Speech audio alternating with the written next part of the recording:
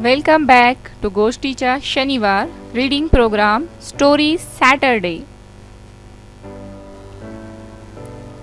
presented by Story Weaver Pratham Books, UNICEF and राज्य शैक्षणिक संशोधन व प्रशिक्षण परिषद महाराष्ट्र। प्यारे बच्चों, आज की कहानी है वसीयत। ऑथर अनीस आज़मी, इलस्ट्रेटर जूही अग्रवाल। मेरी नानी दुनिया की तमाम नानियों की तरह बहुत प्यारी और ख़ूबसूरत कहानियाँ सुनाया करती थी। तरह तरह की प्यारी कहानियाँ, हिंदुस्तान की, अरब की, ईरान की और तौरान की। उनकी बहुत सी कहानियाँ तो मेरे जहन से निकल गई, लेकिन कुछ ऐसी हैं जो आज भी जहन में ताज़ा हैं। उन्हीं में से एक खूबसूरत कहानी आज मुझे याद आ रही है, जिसका नाम है वसीयत। मिस्र का एक छोटा सा कस्बा था, जहां अब से 400 साल पहले अब्दुल्ला बिन साद नाम का एक शख्स रहता था।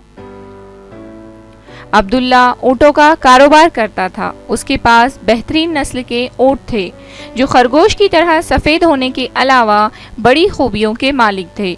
अब्दुल्ला अपने ऊँटों से औलाद की तरह प्यार करता था। साल में एक बार मवेशियों के मेले में वो उन्हें बेचकर अच्छी खासी रकम पैदा कर लेता था और फिर नए और बच्चा ऊँटों को पाल पोस कर उनकी खेप बढ़ाता था। अब्दुल्ला की एक नेक सीरत बीवी और 3 बेटे थे, और ये सब उसके कच्चे मकान में हंसी खुशी रहते थे। मकान के बाहर ही ऊँटों का बाड़ा था। उसके बहुत सफ़ेद खूबसूरत ऊँट बाड़े में शादाब के खजूरों के पेड़ों के झुरमुट के नीचे जुगाली किया करते थे। ज़माना गुजरता रहा। अब्दुल्ला रफ्ता रफ्ता ज़ईफ़ होने लगा, और उसकी बीवी भी। एक दिन रात के खाने के वक्त अब्दुल्ला बिन साद ने अपने 3 बेटों से कहा, बच्चों, अब मेरी उम्र हो चली है, जिस्म दिन ब दिन कमज़ोर होता जा रहा है। अक्सर बीमार भी रहा करता हूँ। कभी भी मेरा बुलावा आ सकता है। मेरे बाद तुम तीनों अपनी माँ का ख्याल रखना और आपस में कभी भी लड़ाई झगड़ा ना करना। मेरे पास यूँ तो कुछ नहीं है, लेकिन जो कुछ भी है मैंने वसीयत कर दी है। वो वसीयत अनाज की कोठरी में रखे किसी एक घड़े में तुम्हें मिल जाएगी। फिर एक दिन वो भी आया, जब सुबह होने पर अब्दुल्ला की बीवी और बेटों ने उसे बिस्तर पर मरा हुआ पाया। अब्दुल्ला खुदा का एक नेक बंदा था। किसी से खिदमत लिए बगैर दुनिया से रुखसत हो गया। बीवी बच्चे रो धोकर जब खामोश हुए, तो अब्दुल्ला की मौत के तीसरे दिन बच्चों को अपने बाप की वसीयत का ख्याल आया। बेटों ने अनाज की कोठरी के सारे घड़ों की तलाशी ली। उन्हें एक घड़े में मौजे में लपटे कागजात मिले। मौजे को खोला तो पाया कि ये वसीयत कहाँ, ये तो नसीहत है, जिसके ज़रिए अब्दुल्ला बिन साद ने अपने बच्चों को कुछ इस तरह खिताब किया था।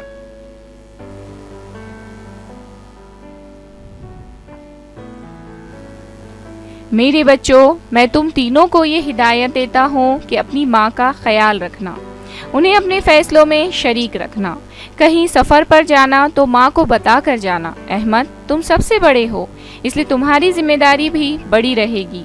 तुम पर माँ की सबसे ज़्यादा जिम्मेदारी होगी। तुम्हें अपने दोनों छोटे भाइयों मोहम्मद और मुकरम का ख्याल रखना होगा।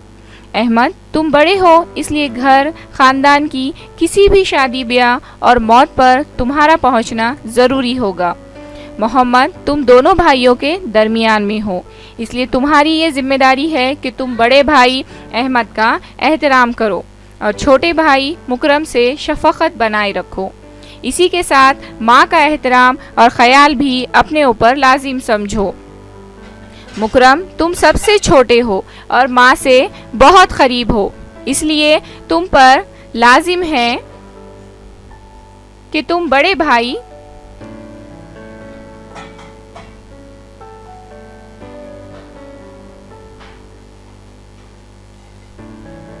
माँ की हर ज़रूरत اس لیے تم پر لازم ہے کہ ماں کی ہر ضرورت کو یا تو پورا کرنا ورنہ اپنے بڑے بھائیوں سے پورا کروانا، اور تم اپنے دونوں بھائیوں کا احترام بھی کرو گے کیونکہ میرے بعد وہی تمہارے بڑے ہیں۔ بیٹوں نے اوپر سے نیچے تک پورا صفحہ پڑھ ڈالا تو حیران ہو کر ایک دوسرے کو دیکھا کہ باپ نے مرنے سے پہلے جس وصیت کی بات کی تھی وہ تو محض نصیحت نکلی۔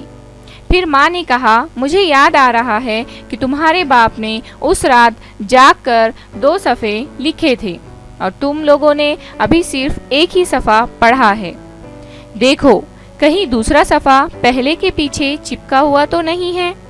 بڑے بیٹے احمد نے کاغذ کے کونے کو مسلا تو سچ مچ اس کے پیچھے دوسرا کاغذ چپکا ہوا پایا۔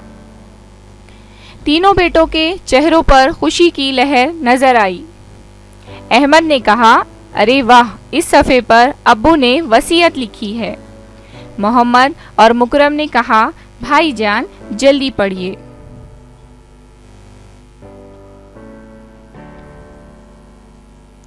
احمد نے پڑھنا شروع کیا۔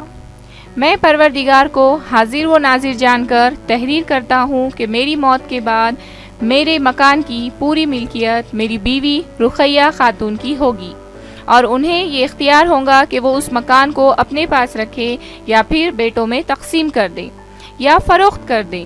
یہ سارے اختیارات میری بیگم کے پاس محفوظ رہیں گے۔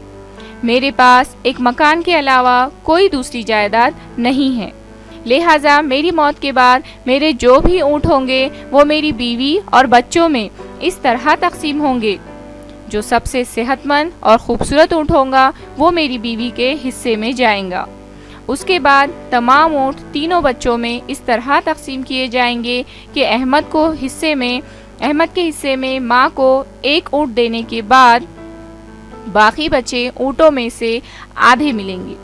دوسرے بیٹے محمد کو تمام اونٹوں میں سے 1/3 ملیں گے، اور تیسرے بیٹے کے حصے میں تمام اونٹوں میں سے 1/9 اونٹ آئیں گے۔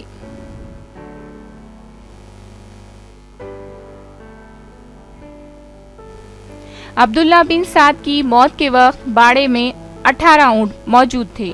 پہلا صحت مند اور خوبصورت اونٹ ماں کے حصے میں آیا، اس کے بعد 17 اونٹ بچے۔ احمد نے اپنے آدھے اونٹ مانگے۔ 17 کے آدھے یعنی 8.5 صفر کا کوئی حساب نہیں بن رہا تھا کہ آدھا اونٹ کہاں سے لایا جائے۔ اسی طرح محمد کے 17 اونٹوں میں سے 1/3 اور مکرم کے 1/9 کو بھی تقسیم کرنا ممکن نہیں تھا۔ تینوں بھائی اڑ گئے کہ میں اپنے حصے کے پورے اونٹ لوں گا۔ تینوں میں سے کوئی پیچھے ہٹنے پر راضی نہ ہوا تو ماں نے کہا، ارے باپ کی خبر کی مٹی خشک بھی نہ ہونے پائی کہ تم لوگ آپس میں دشمن بن بیٹھے۔ ماں نے اپنی بات جاری رکھی، ارے نادانو، چلو میں اپنا اونٹ تم تینوں کو دیتی ہوں۔ اب بتاؤ کل کتنے اونٹ ہوئے؟ تینوں نے کہا 18۔ ماں نے کہا، بالکل ٹھیک احمد، تم بڑے ہو، وصیت کے مطابق تمہیں آدھے اونٹ دیے جاتے ہیں، اس طرح 9 اونٹ تمہارے حصے میں آئے۔ محمد، وصیت کے مطابق تمہیں 1/3 اونٹ ملنے چاہیے۔ لو، 18 کا 1/3 ہوا 6، اور یہ 6 اونٹ تمہارے ہوئے۔ اور مکرم، تمہارے باپ کی وصیت کے مطابق تمام اونٹوں میں سے تم کو 1/9 ملنے چاہیے، تو تمہارے حصے میں 18 اونٹوں کے 1/9 اونٹ یعنی 2 اونٹ آئے۔ بچوں، اب تو حساب پورا ہو گیا نا؟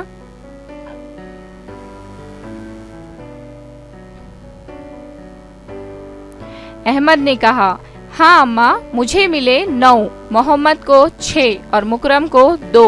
ارے واہ، یہ تو سب ملا کر 17 ہوئے، یعنی ایک اونٹ جو آپ کا تھا وہ آپ کا ہی رہا۔ ماں نے کہا، تمہارا باپ بہت دیانت دار تھا اور انصاف پسند بھی۔ تو پیارے بچوں، ہمیں اس کہانی سے یہ سبق ملتا ہے کہ ہمیں جائیداد کو اہمیت نہیں دینی چاہیے، ہمیں انسانیت کو اہمیت دینی چاہیے۔ اس کے علاوہ جو جائیداد میں جو بھی والدین ہمارے لیے مختص کرتے ہیں وہ ہمیں خوشی خوشی قبول کر لینا چاہیے. ایک دوسرے سے جھگڑا نہیں کرنا چاہیے، کیونکہ ہمارے والدین جو بھی وصیت کرتے ہیں وہ ان کی زندگی کی محنت ہوتی ہے اور وہ آگے چل کر ہمارے حصے میں آتی ہے. تو ہمیں چاہیے کہ جو بھی ہمارے حصے میں آیا ہو اسے خوشی سے لے لینا چاہیے، اور کہیں پر اگر جھگڑے کا موقع نظر آتا ہے تو وہاں پر خاموشی سے جتنا حصہ اپنے حصے میں آ رہا ہے اسی کو لینے میں سمجھداری ہوتی ہے. Created by Sheikh Salama Begum Abdul Rashid, Zila Parishad girls Urdu high school Beed.